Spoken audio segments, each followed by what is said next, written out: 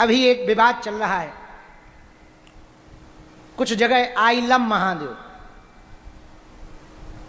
कुछ लोगों ने कहा आई लव बागेश्वर, और उन्होंने कहा आई लव, हम नाम नहीं लेंगे, नहीं इसलिए नहीं लेंगे कि अपना मामला नहीं है तो अपन क्यों लें। अपने देवी देवताओं का हम लेंगे, हमारे कम हैं क्या? अच्छी बात, आई लव मोहम्मद ऐसा कहा, अच्छी बात, क्या बुराई, कोई बुराई नहीं। लेकिन ये जो पाछे से तुमने बयान दिए ना कि सर तन से जुदा कर दें, इससे हमें दिक्कत है।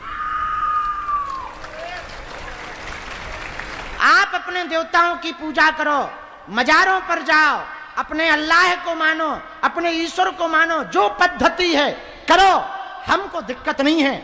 लेकिन तुम हिंदुओं को या हिंदुओं के त्योहारों को टारगेट नहीं कर सकते, ये तुम्हें अधिकार नहीं है। पर हिंदुओं, ये तुम्हारी बुजदिलीपना का परिणाम है कि वो सर तन से जुदा की धमकी दे रहे और तुम चुप बैठे हो। इसलिए हमने प्रण लिया 7 नवंबर से 16 नवंबर तक राजधानी दिल्ली से वृंदावन तक हम पैदल चल के हिंदुओं को जगाएंगे। और ये पदयात्रा केवल भारत को हिंदू राष्ट्र बनाने के लिए है। हम 3 प्रदेशों से होकर के जा रहे हैं, दिल्ली, हरियाणा, उत्तर प्रदेश। 10 दिनों तक पैदल चलेंगे, जहां शाम हो जाएगी वहीं पर तंबू लगाकर सोएंगे। गली गली, गांव गांव, नुक्कड़ नुक्कड़ में गरीब हिंदुओं को मिलेंगे जो हिंदू हमारे तक नहीं आ पाते, हमसे नहीं मिल पाते। हम उनके गांव गांव जाकर मिलेंगे और यही कहेंगे, जागो रे हिंदुओं, जागो। यदि तुम आज नहीं जागे तो आज वो सर तन से जुदा करने की बात कह रहे, कल वो तुम्हारा सर तन से जुदा कर देंगे। फिर बाद में मत कहना किसी ने जगाया नहीं। और दूसरी बात, एकमात्र धीरेन्द्र कृष्ण शास्त्री के पदयात्रा करने से देश में बदलाव नहीं होगा। इस देश में प्रत्येक परिवार में एक धीरेन्द्र कृष्ण शास्त्री पैदा होना जरूरी है, तभी भारत हिंदू राष्ट्र बन जाएगा। एक विवेकानंद का पैदा होना जरूरी है, तभी भारत हिंदू राष्ट्र बन पाएगा। हमारी प्रार्थना है, तुम कल के इंतजार में मत रहो, आज और अभी से प्रण लो। मनुष्य तन पाकर यदि तुमने 3 काम नहीं किए तो धिक्कार है तुम्हारे मनुष्य तन पर। पहला काम भगवान की भक्ति, दूसरा काम राष्ट्र की भक्ति, और तीसरा काम मनुष्य तन की सेवा। और आपका सबसे बड़ा उपकार होगा हिंदुओं, एक बात का तुम्हारा उपकार होगा, 1 घंटा तुम्हारा, 24 घंटे में रोज हिंदू राष्ट्र हमारा। आज जब हम आ रहे थे तो पंडित जी का बालक कहां गया?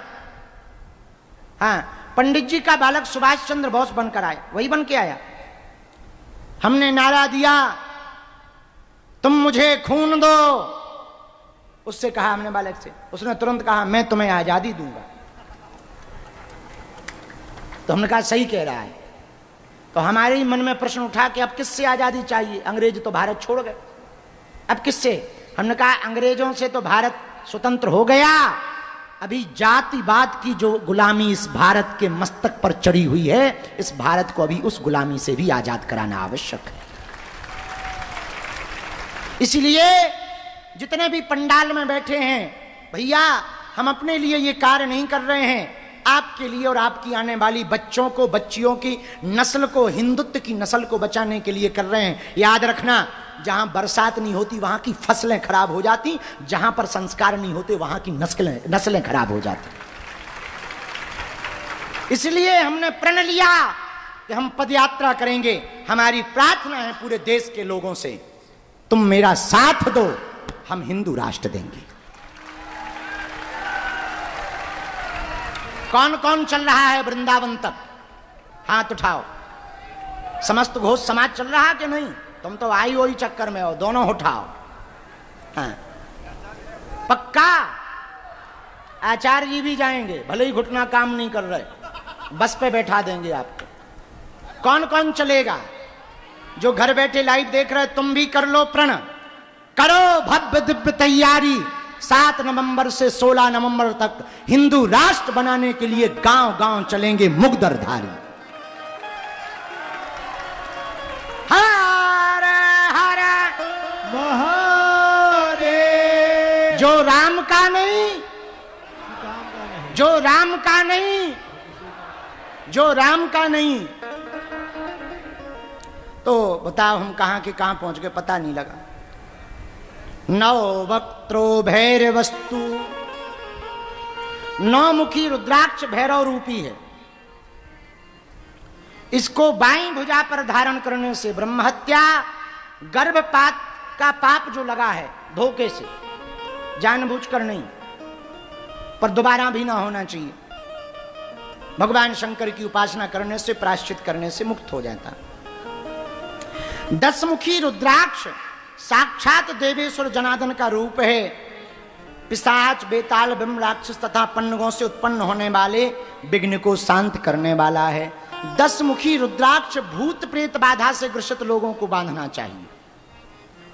कितने मुखी? 10 मुखी। 10 वक्त्रस्तु देवेशः साक्षात देवो जनार्दनः ग्रहाश्चैव पिशाश्च बेताला ब्रह्म राक्षसः। 10 मुख का बांधो।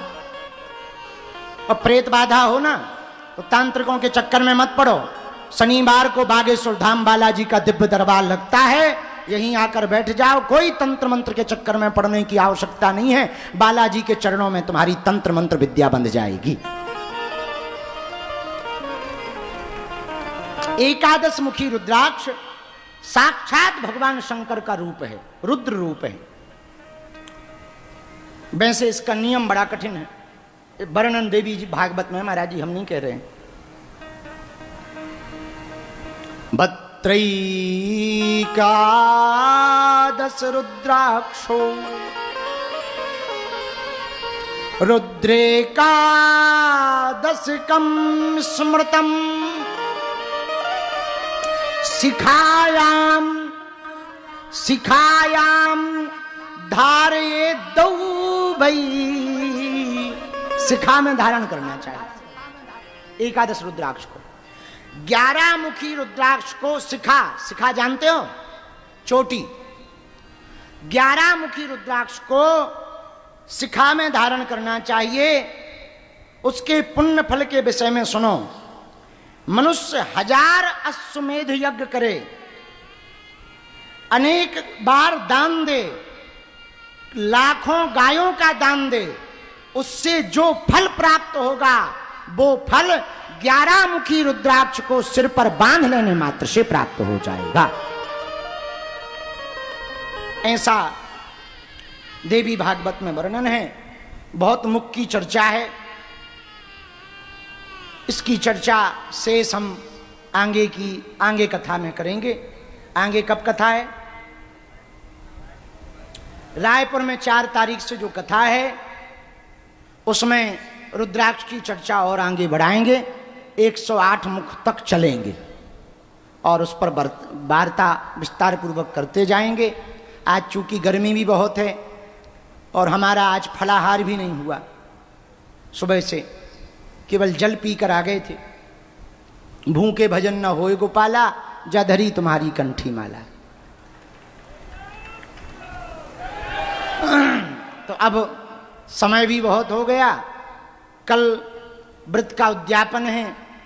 कल की सूचना सुनो। कल हमको नदी स्नान करने जाना है, देर शाम तक वापस आएंगे। मन में तो है कि दरबार लगा दें, पर थके भी इतने हैं कि पूछो ना। पर 1 घंटा के लिए रात को दरबार लगाएंगे, ज्यादा नहीं, लगा देंगे, कोई दिक्कत नहीं। और वहां पे तो सब बंद है, तो यहीं लगाएंगे। भंडारे के बाद 9-10 बजे तक, अजय कहाँ है?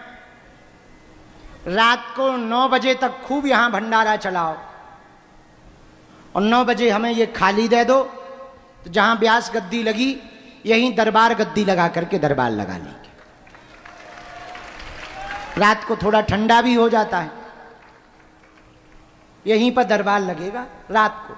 तो कल दिन में भंडारा चलाओ, 9 बजे तक फ्री कर दो, हम 9 बजे आ जाएंगे, ठीक है? क्योंकि बहुत लोग रुके हैं कई दिनों से। एक जो आज्ञा सन्यासी बाबा ने दी वो शायद आप लोगों को पता लग गई होगी। हम कहेंगे धाम पर पूरे में बैनर चिपकाए जाएं। हाँ, 9 वीआईपी वीवीआईपी प्रोटोकॉल अब मान्य नहीं होंगे, क्योंकि हनुमान जी ने जो हमको कृपा आशीर्वाद दिया है वो एसी में बैठने वाले लोगों का पर्चा बनाने के लिए सिद्धि नहीं मिली है, उनका भला करने के लिए सिद्धि नहीं मिली है। आपके अंदर धैर्य हो, श्रद्धा हो तो समय लेकर आओ, सेवक और भक्त बनकर आओ, नहीं तो बहुत गुरुजी हैं उनके पास जाओ। क्योंकि हमारे गुरुजी ने हमको बहुत डांटा, बीच में हम बहुत बिगड़ गए थे। जी के चक्कर में, ये फलाने जी, ये मुख्यमंत्री जी, ये फलाने जी, ये ढिकाने जी, इस चक्कर में हम बहुत बिगड़ गए थे। लौट के बुद्धू घर को आए। हमारे गुरुजी ने बहुत डांटा कि तुमको जी हजूरी करने के लिए शक्ति नहीं दी है, और उसी के लिए हमने 9 दिन प्रायश्चित भी किया। एक आसन पर बैठकर 8-8 घंटे जप किया कि जो हमसे अपराध हुआ है उसको क्षमा करो गुरुदेव। हमारे गुरुजी ने स्वप्न में आकर हमको बहुत डांटा, तो आप हमको मजबूर भी ना करना, क्योंकि हमने नवरात्रि की परमा को जल लेकर के संकल्प कर दिया है। हाँ, मिलेंगे, इसका मतलब ये नहीं कि मिलेंगे नहीं, मिलेंगे, पर आपको समय लेकर आना पड़ेगा। हम अपने समय से मिलेंगे, आपके टाइम से नहीं मिलेंगे, क्योंकि बाकी का टाइम हम पंडाल में दीनहीन गरीबों को देंगे। 2 घंटे में एक वीआईपी निपट पाता है, इतने में 20 गरीबों का भला हो जाएगा, उनकी पीड़ा मिट जाएगी। हजारों लोग, कोई बच्चा को बीमार लेके आया, कोई प्रेत बाधा से परेशान है, यहाँ 1-1 साल से लोग डले हैं। हमको बहुत कष्ट लगा, गुरुजी को हमारे कष्ट लगा, तो ये हमारे लिए तो सबसे बड़ा अपराध है। इसलिए आप लोग हमको मजबूर भी ना करना। प्रोटोकॉल लगा देते, पुलिस लगा देते, सपोर्ट लगा देते। इसलिए अब आज से हमारी प्रार्थना है, आप किसी का हमको सपोर्ट ना लगाना। हमारे चेलों से भी निवेदन है, सेवादारों से भी निवेदन है, यदि तुम हमको मानते हो तो तुमको हमारी सौगंध है, सपोर्ट ना लगाना। हमारा भाव कहेगा, हमारी श्रद्धा कहेगी, आप सेवक बन के बैठो, भक्त बनकर बैठो, तो 2 मिनट भी तुमको आए नहीं होगे, हम तुमको टाइम दे देंगे। यदि तुम सपोर्ट से आकर के मिलना चाहो तो तुम 10 साल भी मूड मार के रह जाओ, तुम हमारा जो बुरा करते बने सो कर लेना, हम नहीं सुधरेंगे। हमें जो गुरु आज्ञा है, हम अपनी गुरु आज्ञा से विचलित नहीं हो सकते। इसलिए कृपा करके हम तो कहेंगे ये पूरे में बैनर लगा देने चाहिए, क्योंकि इतना वीआईपी प्रोटोकॉल बढ़ गया धाम पे कि हम पक गए, और हमारे गुरुजी ने हमें ठीक डांटा। जिनको भी आशीर्वाद लेना है, बीच में हमारी आदत थी कि बड़े बड़ों के घर जा करके जाते इसलिए थे कि कुछ सहयोग मिल जाएगा, अस्पताल बन जाएगा। काम बड़ा है, लक्ष्य बड़ा है, वो भी करना जरूरी है, बुंदेलखंड को देना जरूरी है। अब ऐसे तो वो फ्री में बनेगा नहीं, 1-1 रुपया 1-1 ईंट जोड़ करके बन रहा है। बाहर में गया, कम बेड का बनेगा, पर किसी के घर याचना करने नहीं हमें जाना है।